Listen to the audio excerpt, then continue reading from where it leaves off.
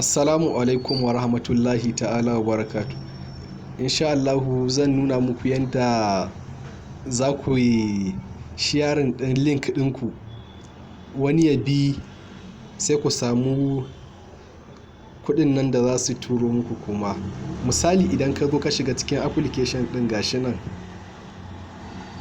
Misali zai nuno maka ka sa security ka. Bayan ka sa sai ka zo daidai nan inda aka sa a open money din nan sai ka taba gana an sa give an earn daidai nan sai ka taba daidai nan ga can ya sa send via link sai ka shigo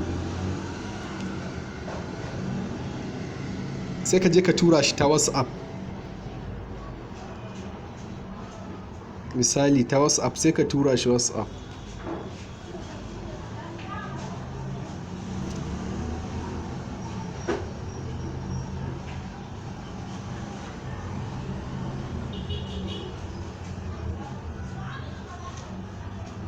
Sai ka je ka zaɓi kamar mutum 5 haka ko mutum nawa ne dai sai ka tura musu.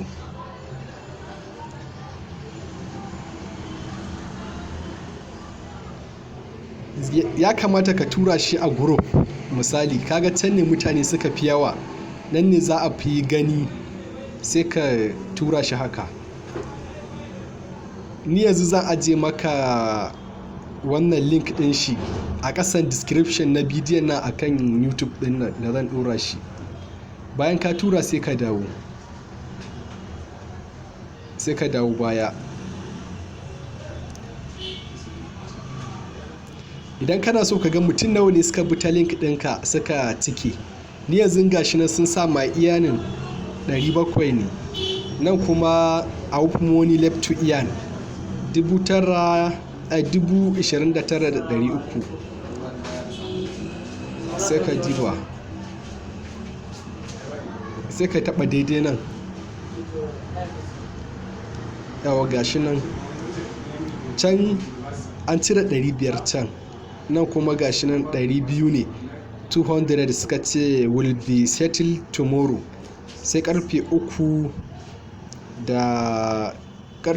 dare daidai to lokacin ne za su shiga cikin wallet din wannan application din.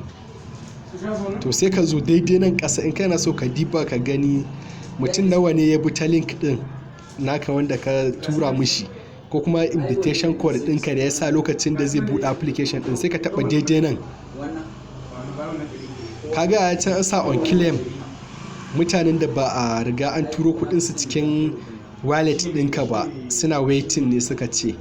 Sai ka dawo nan inda aka sa claim sai ka taɓa daidai claim shine nan. Gashi nan claim, ga nan claim an sa earn 700 sai ka zo nan ƙasa na inda aka sa processing din nan shine mutanen da kudinsu ba su kai ga shiga cikin wallet din ba suna kai hanyar shiga. To karfe 3 dare wannan za su nuna sun gama shiga, to a daidai lokacin za a iya a cire su.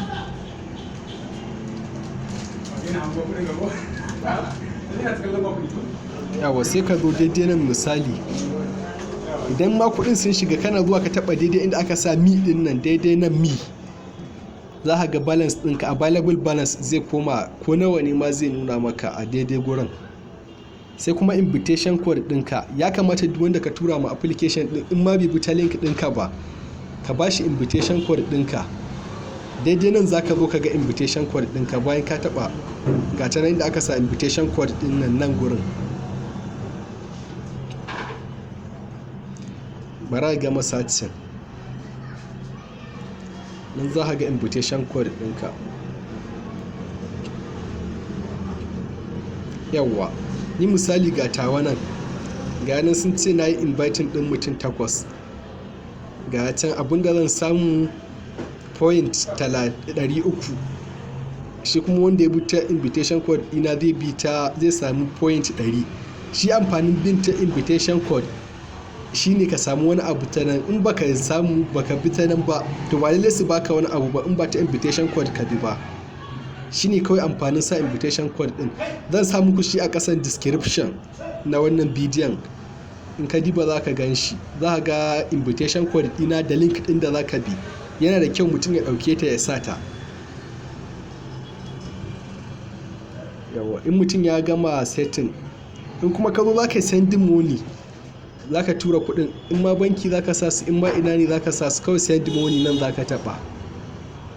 Gashi nan, ga nan mobile, in a waya za ka sa to, in kuma a cikin layi za ka sa su, in a cikin banki kai za ka sa su to gashi nan. To ni da yake gaskiya yawanci duk a banki nake sawa, ba za ka ga message ɗina. Yawa, gashi nan inda aka ce mini ga nan transaction history. Yawa, ga nan sun nuna mini kuɗin da aka fidda 500 aka fidda, to wancan 200 da yake ba su gama shiga ciki ba, shi yasa ba su nuna 700 ba. Amma bidiyon gaba da zan yi Allah da zai nuna muku yadda aka yi wa'incan kuɗin suka shiga, shi zan yi shi lokacin kuɗin na ciki, za ku gani yadda za a yi a fidda sun Allah ya yarda. Kuma kada ka rika barin kuɗin ka ce wai sai sun taru da yawa za ka fidda. Ya kamata kawai in ka gani na ɗarinka ka fidda ta, tunda ba wani abu bane mai wahala, kawai ka fidda kuɗinka. Yawwa, to insha Allah wannan bidiyon ya zo ƙarshe, sai kuma bidiyo na gaba in Allah da zan yi shi ka ga yadda za a cire kuɗin.